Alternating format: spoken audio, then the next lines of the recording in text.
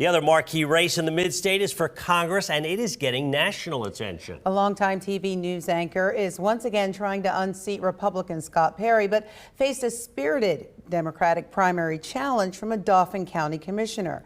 Janelle Stelson gave Perry a run for his money 2 years ago, but it needed to get past Justin Douglas tonight to set up the rematch, and she made it over the first hurdle. Sarah Wilson joins us live from the Stelson watch party tonight in York. Valerie Dennis, good evening to you. Far quieter now than it really was just a few hours ago when Janelle Stelson walked up on the stage behind me to cheers. She did not take questions and she did not directly address the media. Instead, she spoke for about 10 minutes outlining her plans for November. Ladies and gentlemen, your Democratic nominee, the next member of Congress. Surrounded by supporters, Janelle Stelson thanked voters for pushing her past the primary for the second straight time. And because of you tonight, we are on our way. Thank you. Unofficial results were called less than an hour after the polls closed and showed Stelson leading Democratic challenger Justin Douglas by thousands of votes.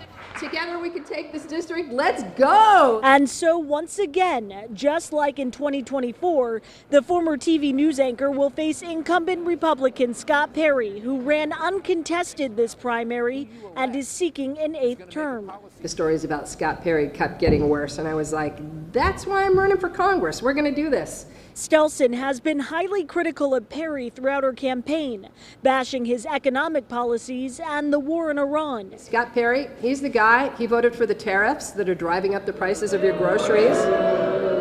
He voted to strip millions of Americans of their health care. For Perry, the gloves are already off. His campaign releasing a statement calling Stelson the, quote, same carpetbagging racist tax hiker we defeated less than 2 years ago. She lost by roughly a percentage point, the closest a Democrat has ever come to unseating Perry. No, the seat does not belong to Scott Perry. For many, Stelson's victory was not a surprise. She had the name recognition, the endorsements, the party backing, and the money. Campaign finance records show she has $3.3 million on hand. Perry, $2.3 million. Money Stelson says she'll use to win this time. And tonight, our coalition is bigger and it is just getting started. I am up for the fight and I'm going to fight with all of you to make this happen.